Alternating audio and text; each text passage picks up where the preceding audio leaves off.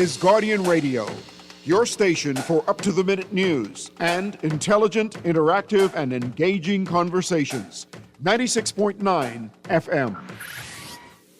The views and opinions of the hosts and guests are their own and do not necessarily reflect the views of the management and staff of Guardian Radio.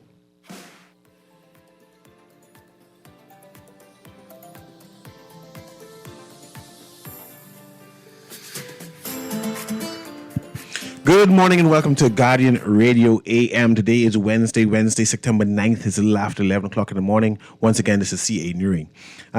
You know when you're in awe, you're sitting down and being schooled by intellectuals. I'm here listening to Darvin Russell and Aaron Green commemorate a topic. Right, I'm sitting back down and saying that should be a thesis, man. You need to write something on it. We were continuing this conversation on the On the Clock show regarding policing, regarding how it impacts children, regarding whether our government is managing an economy versus governing properly. Right. Russell mentioned a book. What's the name of the book again? The Boy Crisis. The Boy Crisis. And I said, man, we got to start off the conversation with that, right? To get a narrative of that. Just now when I was coming in, there was a picture of policemen. They were doing their regular patrol through inner city communities. Mm-hmm. And as they do their patrol, the person who's doing the critique on social media captured a picture of the police overshadowing, correcting, removing a stall. Okay. The stall was geared towards the school that was across the street. Mm-hmm. But it was an illegal stall. Mm-hmm. They set up in business and say, man, we selling our snacks and whatever it is, without any license. Mm-hmm. And the commentator was vexed. Mm-hmm. The commentator was vexed and said, man, instead of y'all go look for crime and stuff, that you are trying to police these small businesses. Sure. But we are in a crisis of people just doing things willy-nilly. Mm-hmm. Just doing whatever they want. So we talked about the social development, yes. Youth development, like the stop signs. We used to teach people where the stop signs were, what they were, and right, how to interpret them. Mm-hmm. And we stopped teaching people what the stop signs are, right? And that's why the traffic conversation is so important to me, because it's the easiest space, right? Like it's the best tool to use to teach. People are now doing whatever they want until they're stopped, right? Correct. So when I see people stopping at stop signs now, in the majority of instances, they only stop because they cannot go without causing an accident. Mm-hmm. And then some people, they don't stop because they figure they can get out in just enough time for the person to hit them from behind, and that person will be responsible for the accident that they caused. The rules. And there's another picture also, Darvin, I want to bring up so you all can do commentary on. Mm-hmm. There's a picture by a school. Yes. The school published a picture about 5 to 6 young boys. Mm-hmm. The caption from the school: they came to school as hoodlums. Okay. Now they look sensible. They apparently they didn't cut the hair, and they had persons there cutting these young men's hair and say, man, you're no longer hoodlums. Mm-hmm. And I want to know if that phrase was violent. Violence against the young boys. It's psychological violence. And do our leaders understand that it is violence? And we know we're having a conversation on right now about women's hair or young girls' hair in schools. And the bonnets, right? Whether in an attempt to have a particular society that now we are spreading like a colonizer type of violence, that you got to look a particular type of way in order to get education. If your hair isn't cut a particular kind of way, you're not going to be educated. If you are, as a grown woman, decided that I going to wear a bonnet because I spending my money at your restaurant, you have the right to say, man, I'm not going to welcome you here because the bonnet means that you are a diminished person. You're not up to my level. Okay. Right? I want to have all of that in this conversation that we're going to have right now. And I yield to you intellectuals now to explain the future Bahamas, what we should be looking at, right? Is this violence that we perpetrating on ourselves, on our children, right? Policing our space. What should the police be doing? What type of craft and wherewithal they should be using, right? Moving forward. Because I am concerned, but it seems as if we're not having the right conversation on what type of society we should be looking at. All right, so let me say it is violence. is misguided. I don't think it's intentional. I don't think they intend to destroy spirit and to break down young men. I think they are misguided, right? But it is absolute violence towards the young men and the community in general, right? Because here's the first thing. If a young man is unkempt, the first thing you're supposed to think is, what is his living situation like? If the boy's scalp is dry, the first thing you're supposed to say is, does he not have someone to love him enough to moisturize him? Does he have are there enough resources in the home for him to have the basic personal hygiene resources?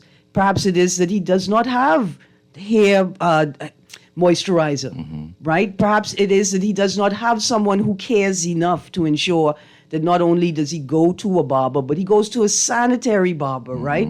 And that his head is treated properly. The first thing you're not supposed to think is to punish them. The first thing you're supposed to think is, where is the lack and how can we resolve that? And how is the lack impacting their academic experience?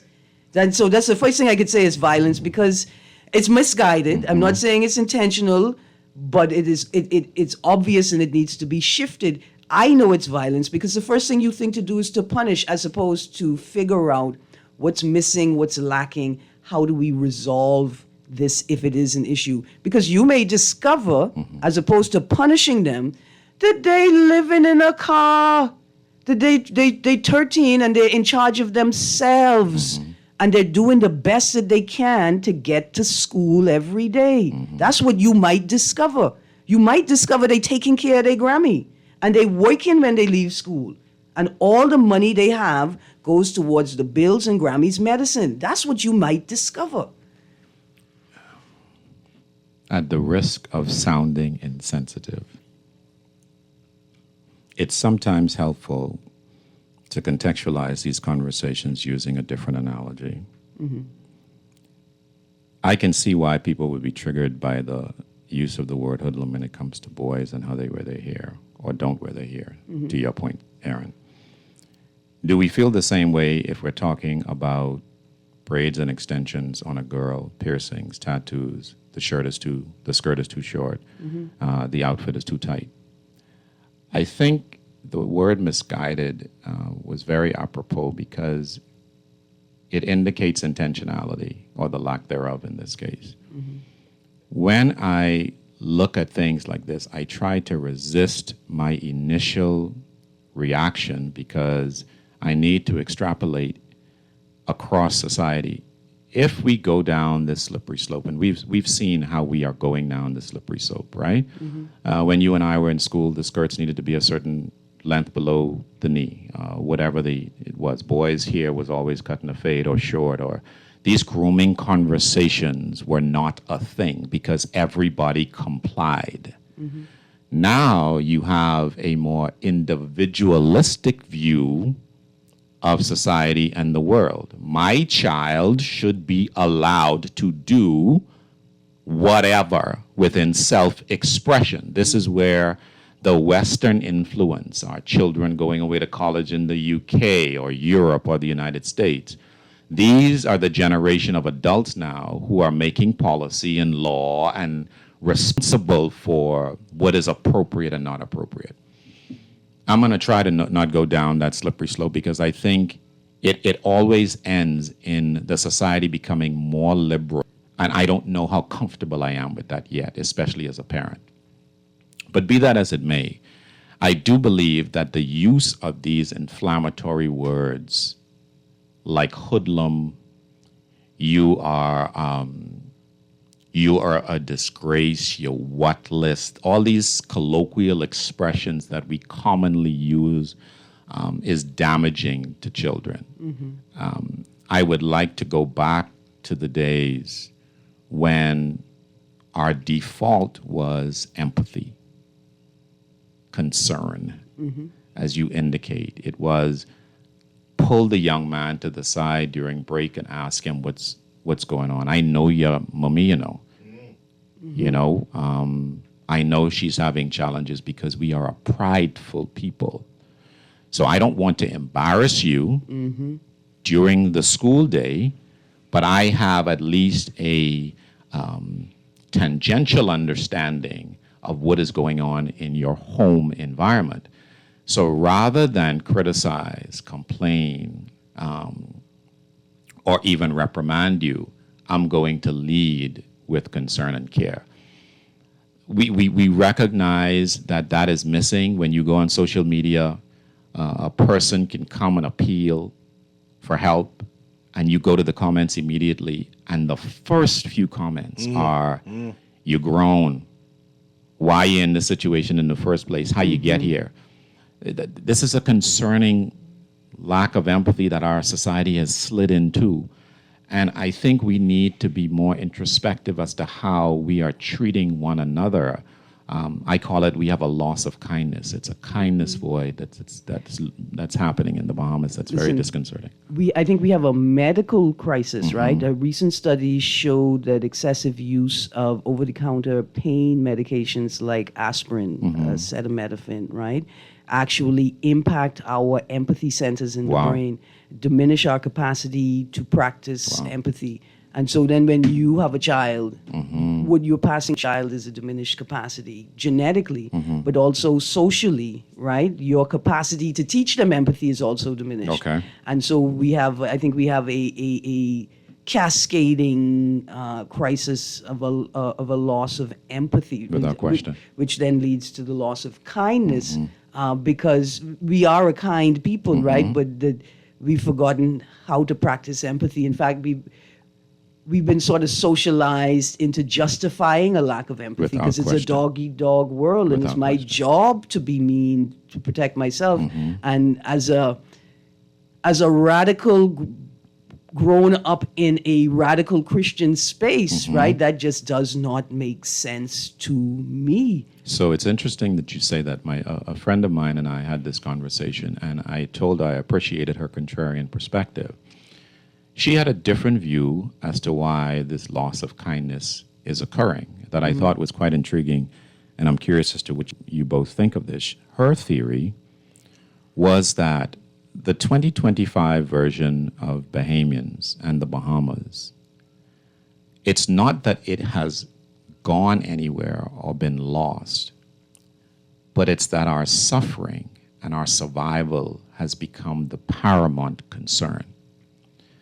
So when we are fighting for our very existence, we are depressed and broke and struggling to pay bills.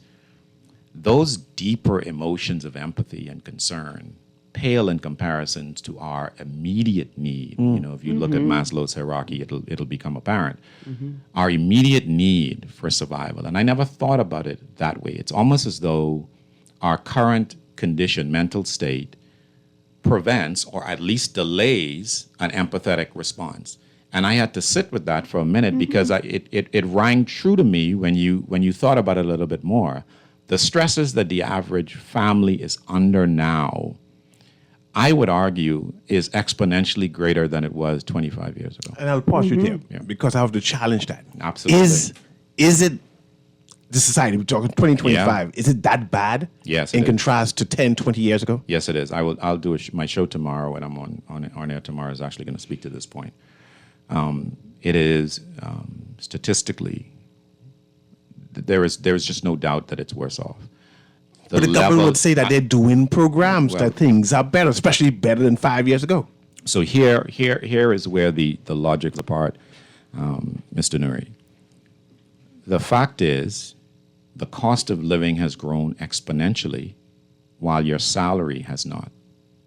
So while the government may do more, its more has still not reduced the gap sufficient for you to feel as though you have achieved relief. So let me put it to you this way. If I gave you a raise of $50, but your bills increased by $200, and the government gave you an additional $5 relief, I can't say that they didn't help, but you just helping me with $5 when my variance has grown to $150 still feels like no help. That's what we're dealing with right now. Stick a pin on your left shoulder, right? Let's stick it there. then imagine that over the last 40 years, there's been a significant decrease in what I like to call gray market, black and gray market contributions to the broader economy, I love that, right? yeah. So as the drug trade shrunk or diminished, whichever perspective, or consolidated into different hands, as the financial services industry reformed and Yes. evolved to global standards, we're going to say that, and then the numbers space, right, as Yes. it was regularized and less money winning in that space. I think those three things we call black and gray market contributions to the economy, first of all, unspoken Yes. all the time.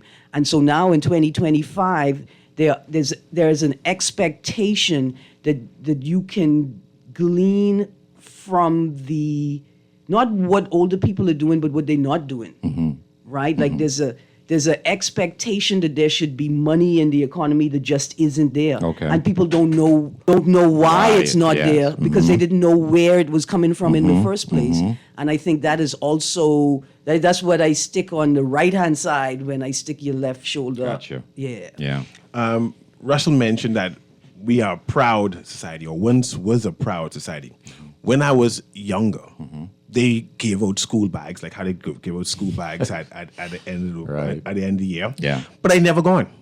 My mom said, no, I don't want nobody know our business. Business, yes. Nobody in my neighborhood went on any kind of line to get books and bags. Absolutely. Now, if the politician brought it to the house and give it to us, man, I said, man, thanks. I could need these extra books. But to join a long line, Yes. to collect a book bag, and no matter how destitute we were, Yes. and I grew up in the city, as you know, Aaron. We all was poor. We all lived in 2-bedroom clapboard house. Yeah. We all could have done with extra money and things, right? But we would have never humbled ourselves to go on that line. Yeah. And I want to know, in this current Bahamas, we see the line, especially at the end of the year, with the number men doing Yes, it yeah. wraps around at 6 o'clock in the morning. Yeah. And it blocks the traffic for 20, 30, 40, 50 minutes you in traffic. Why are Bahamians now joining these lines? Is things that bad? I might have a different perspective on that. I do not believe that the current incarnation of what you see has anything to do with legitimate need.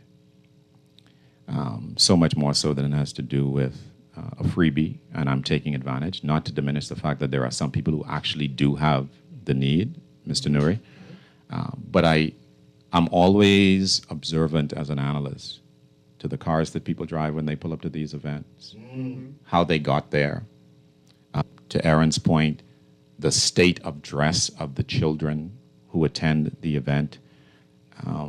My mom used to have this thing, back in the day, we grew up with Saturday cookouts was the thing. We'd spend Saturday afternoon going around patronizing people's stalls, whatever they were raising money for. Churches did it routinely. And my mom just had a principle. She never bought food from anybody that was driving a high-class station wagon. Because to her, you clearly have a priority problem and you don't have a need. I don't need to support that vendor. And I think what is happening is, if I'm giving something free to you, whether I need it or not, I go and go get it. It happens with the turkey giveaway every Christmas or what have you. I mean, if you've given me a free turkey, I'm going to take a free turkey. I didn't need it. Because to your point, Mr. Newry, the principle that our parents tried to teach us with what you experienced growing up was, you need to be satisfied with whatever mommy and daddy can provide, because when you're not, the danger that they were trying to protect you from was asking of the wrong person with an improper motive for a thing that you craved that in their mind was not necessary.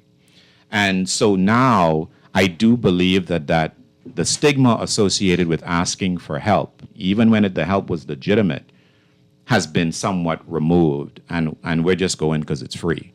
I don't know if we have done any assessment as to whether or not the people receiving those things actually needed them. Yeah, that's my 5 cents on that one. Yeah, I mean, you find out a lot. If you have a car, to get there, you probably are not the most in need of the thing that you're there to get. Because you're talking about maybe what $20 worth of product, right? Right. Yeah. And even if it's more like in COVID time, I had a vehicle. Yes. My elderly neighbor, she don't drive. Her son, fisherman, out of work, they didn't drive. Yeah. Right. So I go at their request to go and collect the things for them. Right. And people looking at me on the line, and because they know, usually your daughter, right? Sure, what you doing on this line, and for me though, it didn't matter. I could tell people I am underemployed at that time. I was unemployed. Right. It didn't matter. I was self-employed in a time when you couldn't go to market, and I could not fix myself to go and apply, submit for the donation. My poorness. Yes. I knew that with the family structure that I have, that I couldn't in my heart. I couldn't go to church and look at people and say I've been on that line. I can figure it out. I could make it, and I'm with you. I think there are a lot of people who are also in that position, but still sort of take advantage. Yeah, sure. And then I think there are people who they have a need, but the need is not the goods. The need is they need help organizing. Yeah. They need help seeing the vision that, look, you actually have the resources you need. You just need to organize. You need to shift your personal culture, or you need to figure out, which is more difficult, how to shift your family culture, right? Because there's some things you just can't do on your own. But, I agree with you. There has been a shift in how we think about other people, how we relate to other people, and what we think is acceptable, right? This whole the survival thing, Yes. right? I get that part. You in survival mode. My question is, are you clearly seeing the environment? Are you able to identify the resources that are available to you? The Equality Bahamas theme for International 16 Days Against Violence was anti-resilience, because we've taught people that resilience means I did it on my own, all by myself, no help. But what resilience actually is understanding you can't do it on your own, and identifying the resources that are available to you, and connecting to them. Right? So it is like, okay, I'm not going to the school, I'm not going to social services to ask for uniform assistance, but my child's father's aunt is a seamstress. Yes. So I go into her and I can let her know, listen, we gotta do a down payment. I need you to buy this up front and give me your payment plan. Because I need to get this girl in these uniforms. Wow. Right? And so you find someone who is able to work with you and says, okay, look here, but you gotta be good, do your part, and I can do my part. And that's resilience. Yeah. Okay, I have read this text. I'm going to bait you some more, right? I can bait you first. Group season coming. Yeah, can you imagine? I can bait you first. Recently, there's an uproar by Bahamians saying that a particular business had their logo on a donated school bag. Right? And the uproar of what I call Bahamians who can afford to buy bags, saying that bag you're giving out free should not have any logo on it. And I'm telling you the story that when I was younger, of course my mother bought my bag, but I happened to win a Pepsi Cola bag. I think they had the when you pick up the soda can thing. And I collected all the Pindus can, and I Pop the top. Yes, and I got a Pepsi Cola bag. It wasn't a good bag, but it had the Pepsi Cola on it. And of course, I put it on the side and said, I don't want this Pepsi Cola bag. Mid-school year, my good bag pop. Guess what bag I had to use? A Pepsi Cola bag. But I want you to respond to that, but let me read this text. It says, good morning. I saw the closing of that stall. I don't give them right to have the store open, but what bothers me, illegal immigrants have stalls all over the place. Why are they not shutting them down? I want to have some commentary on that too. But I can let y'all talk while I continue to read through the text, see what I'm going to read next. So when I think about the controversy around the bag, I'm always struck by things like that occupy so much mental capacity of people, because if you need it, you went and got it. How do you criticize the benevolence, the generosity of a corporate sponsor who has zero obligation for doing what they did? I just found it to be ungrateful. You had the right to not take the bag. Leave it for those who are quite comfortable using the bag.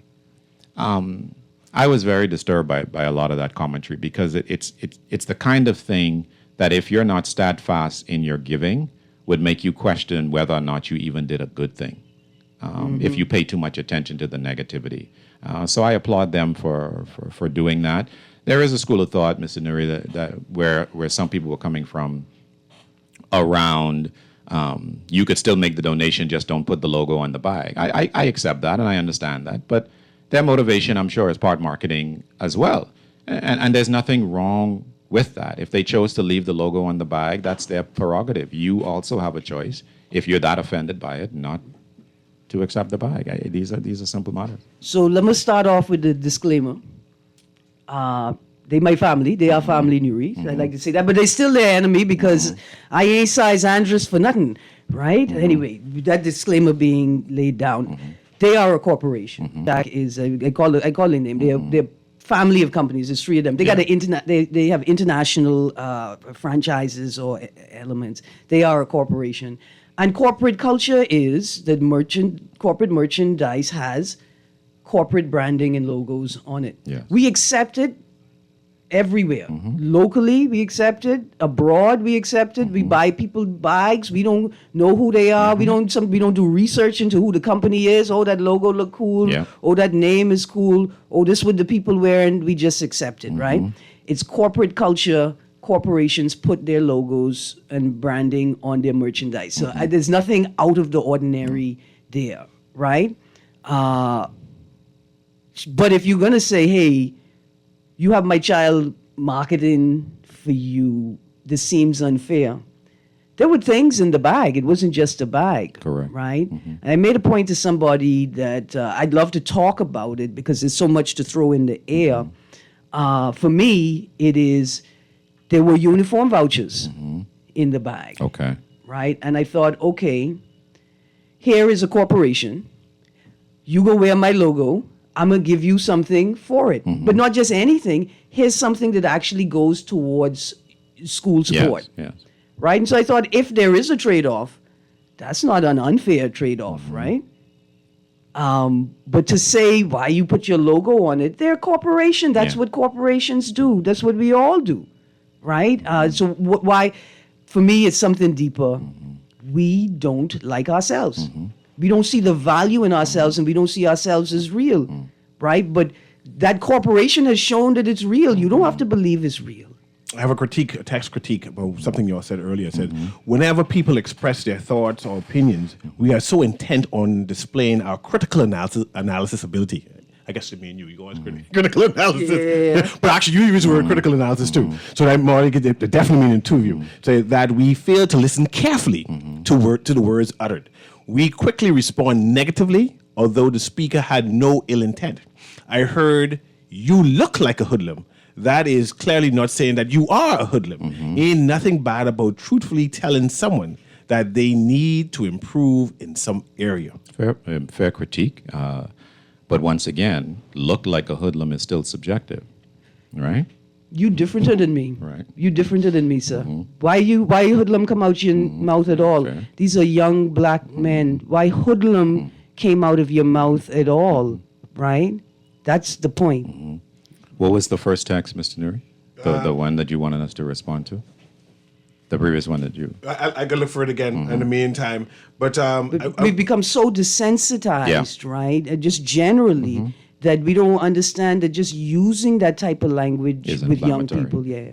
let's go to the callers. The caller's been calling for a while, waiting for a while. Let's engage. Go ahead, caller.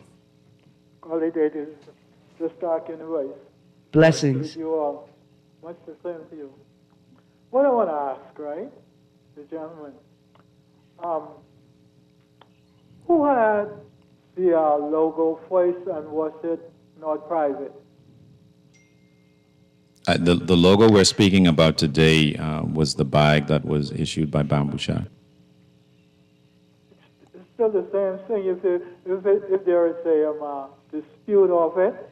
No, so basically people were saying, oh, why you had to put your logo on the bag? You know, these children will get teased because the bag have Bamboo Shack on it. I got you. Yeah, and so the point that Mr. Russell was making, multiple points, but the first point was that, listen, people who are in need, right? People who are in need will see the value of the gift.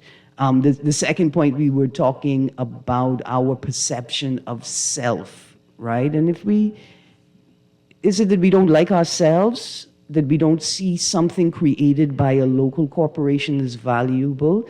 Even when we go abroad, we will wear the merchandising and the logos of strangers, of entities we have nothing about. We don't know who the owners are. We don't know who the founders or the investors are. We don't know what their business practices are. They could be engaged in child slave labor and wage labor, but we're glad to wear their logos. We're going to take a quick break here. Caller, I see you.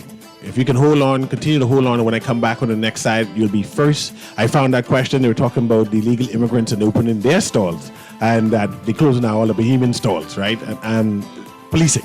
And that's what we're talking about, policing in general.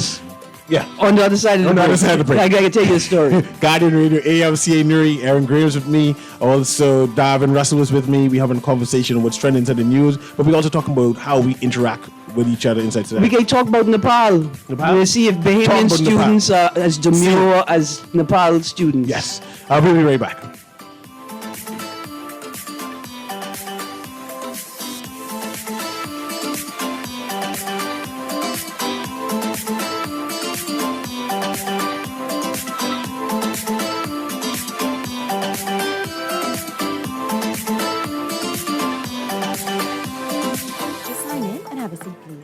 Call you in for your x-ray shortly.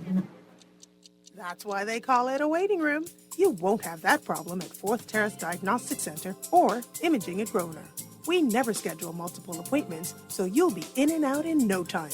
And if your initial screening reveals a concern, our radiologist can conduct an alternative screening right then and there. Call 328-8157 to schedule an appointment at 4th Terrace Diagnostic Center or Imaging at Grosvenor today.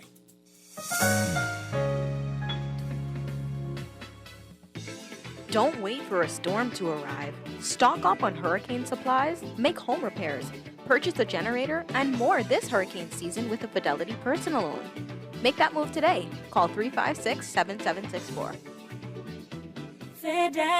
Fidelity, we're good for you.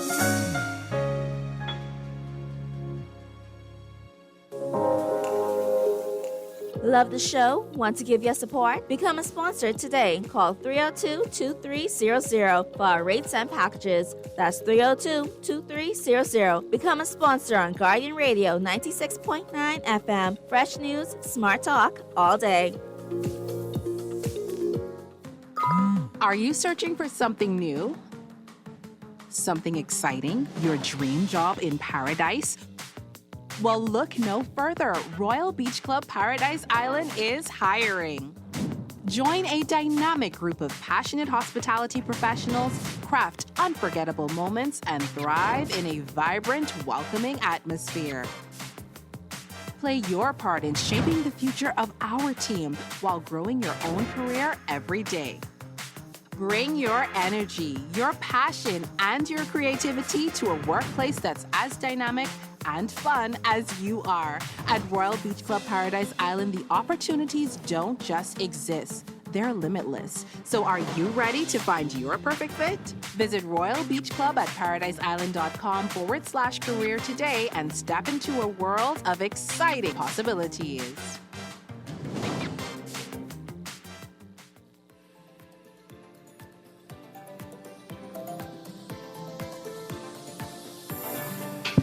And welcome back to Guardian Radio AM. I have two texts that says, my take on it is if your intent is to help to ensure you do no harm in the process of helping, there are other ways to get media attention for charitable acts. And this text says that nobody complained about Barbie, Spider-Man, Superman, and all promotional brands. I hear no complaints about these. And we have a caller, and we're going to do that Nepal thing. Aaron, go ahead, caller, Guardian Radio AM. Good morning, Brother Newry. Good morning. Good morning, Aaron. Morning. And good morning, Darwin Russell. Morning, sir. Dennis Belfort here. These people complaining about the benevolence of Bamboo Shack. Mm-hmm. I hope next time they make a contribution. Like Aaron, you said many things wasn't that bad. Mm-hmm. And like they say, you shouldn't judge the book by its cover, Mm-hmm. right? Mm-hmm. And I hope next time when they make a donation, the logo shouldn't just be on the bag. I hope they put one water bottle in there and have their logo on the water bottle. You know what I mean? Yeah. Especially in school, Yeah. they can at least have they can have a beer form with that water bottle full of ice, so they can have a cold drink in the hot day at school. My Lord. You know? Yeah. Love So, it. you understand? I love it. We need to be grateful. I commented on this the other day when they brought that up. But you know, we as the human, when somebody give you something, you say thank you. Yes, sir. You know, and hey, what that is do with the T-shirts from the political parties, man, the human so creative. Right. Those ladies is turning them into garments. Right. They take 2 T-shirts and make a gown right after them. Then they have them rallies. Yes. Those things, what? Yeah. Oh, okay. So let's be for real. Thank you, sir. Oh, y'all have a nice day. You too. Now, Mr. Newry, I didn't think I was going to give PLP praise for anything today, but look here, you go to PLP rally and find a wife, find a creative woman. Yes. She could make $1 out of 50 cents, right? Earlier, we were talking about whether the Bahamian students are demure in contrast to the world, people who are championing issues and what I call be unruly, disruptive. That's the right word I could use. They are disruptive of the status quo. And culturally, our students, our people are not disruptive, right? And if they are disruptive, you see we come down on them tremendously. You know, we have people who threaten to close down the bridge, and we get vexed. People who threaten to block the road, we get vexed. Recently, at the university in Edinburgh blocked the big exercise of the big university, and the students start chanting. And I would like to know if that had happened here. Bahamian students who are about 17, 18, 19 interrupt the prime minister as he make a speech, an address, and said, "Free Palestine. What you're doing to immigrants is not right." Right? We would have boxed someone's head. How dare you, rude children? But you're plat up here, because you know we still are vexed that if your male child are plat here, he is ruling. Go ahead. I tell you what happened to me when I dared to participate in the gender equality referendum. I dared to protest. I did. Ooh, the Bahamian people let me know. I'm not even talking about the regular people. Regular people, y'all told me some things, but what the fancy people told me, oh my goodness. Anyway, so Mr. Newry, in Nepal, here's an article. I know you never would have thought you would hear this coming from Nepal. Nepal parliament set on fire after PM resigns over anti-corruption protests, right? It's from the BBC, British Broadcasting Corporation. But it's more than just anti-corruption protests. At the root of it was young people protesting a particular state action. So let me get into the article quickly. Prime Minister KP Sharma Oli has resigned amid Nepal's worst unrest in decades as public anger mounts over the deaths of 19 anti-corruption protesters in clashes with police on Monday. I just want to stick a pin here. It's likely that these were youth protesters as well. On Tuesday, crowds set fire to parliament in the capital, Kathmandu, sending thick black smoke billowing into the sky. Government buildings and the houses of political leaders were attacked around the country. 3 more deaths were reported on Tuesday amid the chaos. Jail officials said 9 to escape from 2 prisons in Nepal's western districts. The demonstrations were triggered by a ban on social media platforms. That ban was lifted on Monday, but by then protests had swelled into a mass movement. Nepal's army chief issued a statement late on Tuesday accusing demonstrators of taking advantage of the current crisis by damaging, looting, and setting fire to public and private property. So far, some leaders, including ministers, have reportedly taken refuge with the security forces.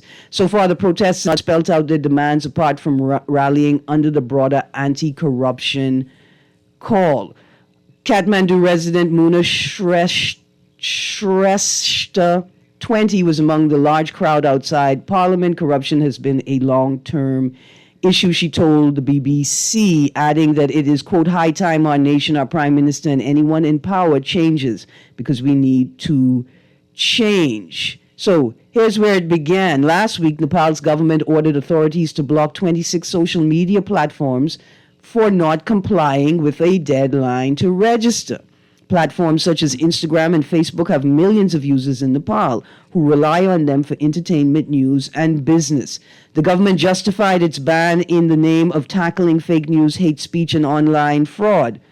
But young people criticize the move as an attack on free speech. A government minister said they lifted the ban after an emergency meeting late on Monday night to, quote, address the demands, close quotes. At the root of the youth protests, what drove the government's decision to ban these websites in the hate speech and online fraud was a growing local campaign called a Nepo Kids campaign, where they were drawing attention to the outrageous and extravagant behavior and spending practices of the kids of politicians, of politically exposed people. Wow. And so they alleged that the ban on social media sites was to shut down that campaign. And they responded, and that spurred the protests. See, I'm a bit concerned. I'm reading this article from the BBC because they are a reputable thing, but they have their feelings just like I have my feelings. They spin things. And I think it's important to point out that while it has evolved into a broader anti-corruption protest, at the root of it, it began as a youth movement with a specific, coherent issue, which is demands to address the lack of enforcement or the behavior of the children and family members of politically exposed people. Good. So, Russell, why are Bahamian students so demure? They don't protest. They don't agitate. Is it because they haven't had any exposure? Like people from Nepal have international people there, or we just say, man, we nice people here in the Bahamas. Man. We don't like to overturn the apple cart at all. I think the things that affect them are not things that get disturbed. We have not had to test their resolve in areas that are of significance to them. This is not a generation that reads in the same way we read. They absorb their information on social media. TikTok is their new encyclopedia. So for them, you aren't touching the issues that matter to them. So these are adults fighting. Why am I getting involved? These aren't issues that bother me. You turn off the Wi-Fi in the house and a different animal comes out. But I don't think that we have a culture of youth protest because we have, our revolution was peaceful. So we don't have an armed struggle, if you will, history the way some other cultures have. But that's why I think it is the way that it is. All right. Newry, I remember I was reading from Dr. Stephen Arena's book, Toward a New Democratic Franchise, Electoral Reform in the 19th century, 20th century Bahamas, right? There's an excerpt in there, a statement from the Colonial Office, right? And the Colonial Office basically say, look here, these people, them are unlikely to protest. I paraphrase it kind of wildly, but the money is so good, like the people that are making so much money, a political scandal is unlikely to generate protests because the money making.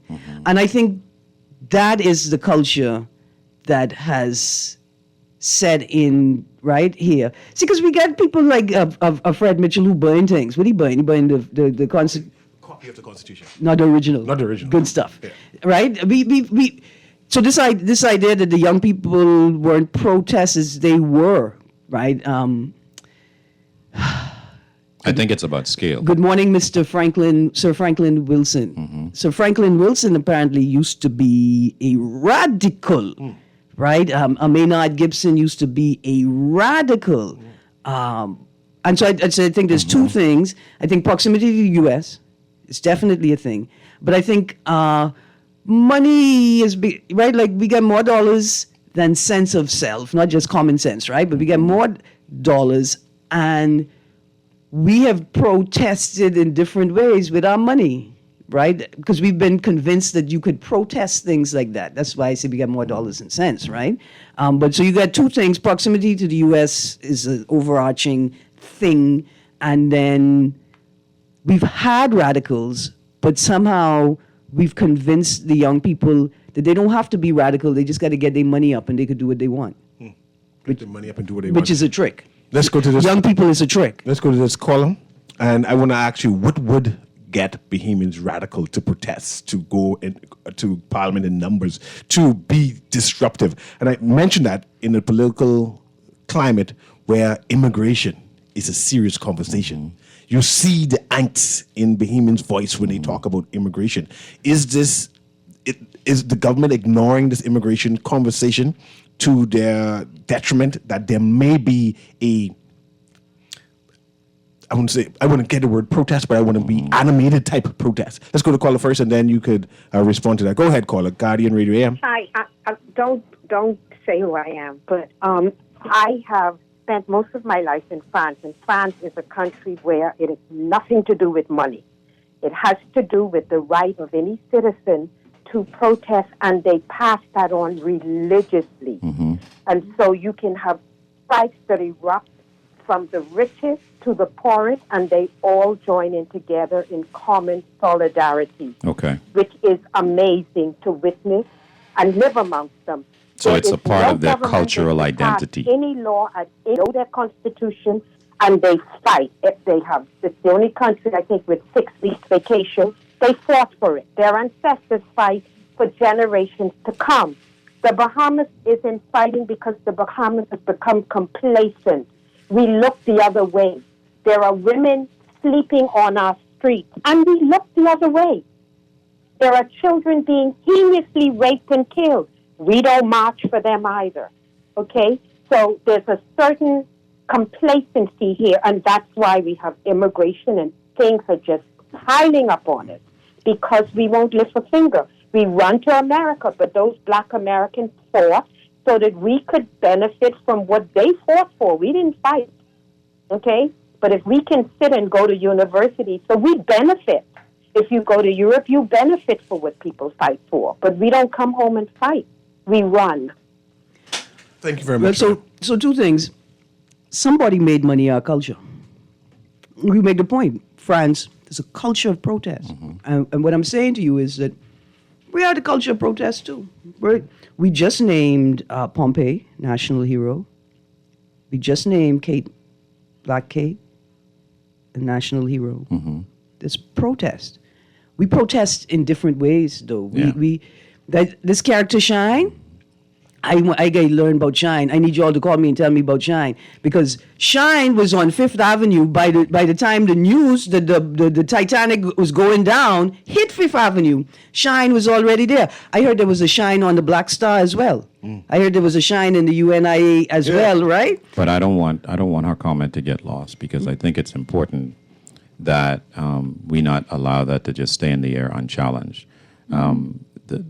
The notion that we are not a people of protest, two things can be true at the same time. We can be complacent, and I can agree with her on that assertion, but it's not fair to say that we are not a people of protest. The mere fact that we have majority rule indicates differently.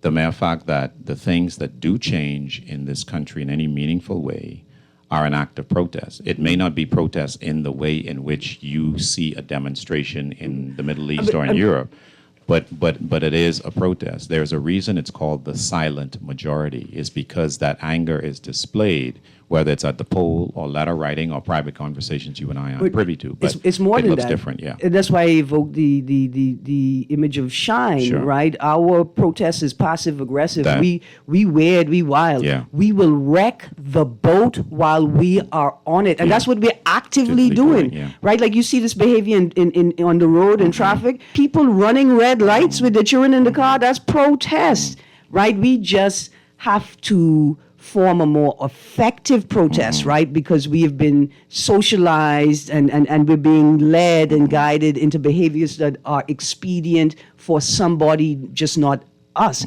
But we are protesting. This passive-aggressive behavior everywhere is an everyday protest. Everything you see in from Bahamians is protest. Let's squeeze these callers in. Go ahead, caller. We're giving everybody 20 seconds.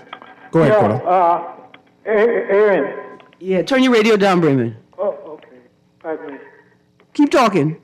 Do you think the type of protest in which we are getting is because our people not being, either they're afraid that they would get beat down, or Yes. Not being educated in Listen, a manner in which you they picking up should. everything that Russell was saying. Everything that Russell was saying. Remember when he talked about the Maslow's hierarchy of needs and that we stuck in survival.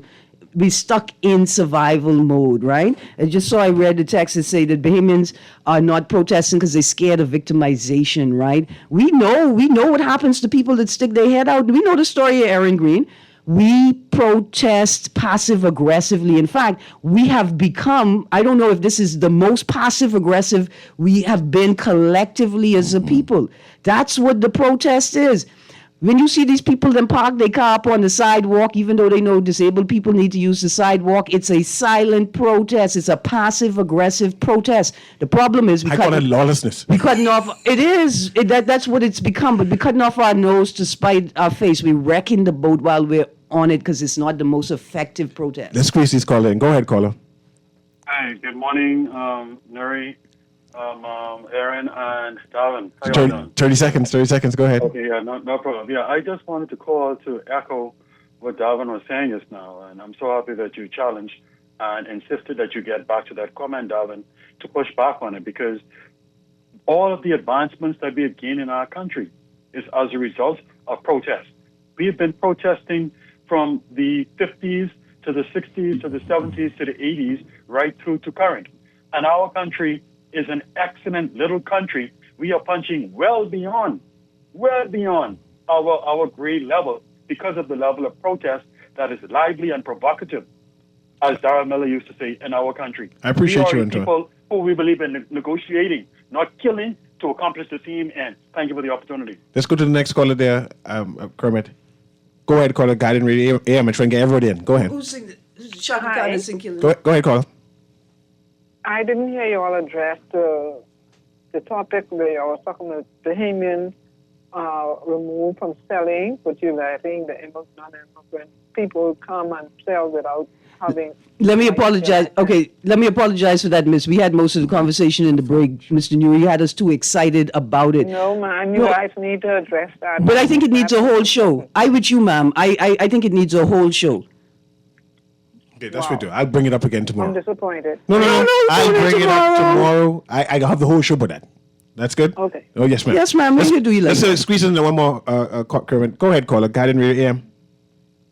Go ahead, caller. Oh, it's too late? 11:59. We will continue that conversation. What I could say to the caller is this, is that, when you get a temporary vendor's permit, you ain't supposed to be there at the end of the day. Maybe you getting caught because you still there at the end of the day. That's all I saying. 30 seconds, say, Russell. What do you think about that, the last lady? Look, I gotta listen tomorrow. But I would say the thing that we have to do, and what angers Bahamians the most, is that the lack of fairness in the application of the law, and that demonstrates that. Fairness. Like I said, there's people opening them stores all over the place. If you want fairness in the law, you got to support the rule of law as well. You can't have both, you're not supporting the rule of law. It's illegal to be opening stalls. It's illegal. But you can't have other people doing it and expect me to follow it. You can't have it. Yeah, no. We got to stop that, though, Mr. Newry. Don't say they doing it, so I could do it too. I can do it too. Guardian Radio AM with C.A. Newry. Have a wonderful day.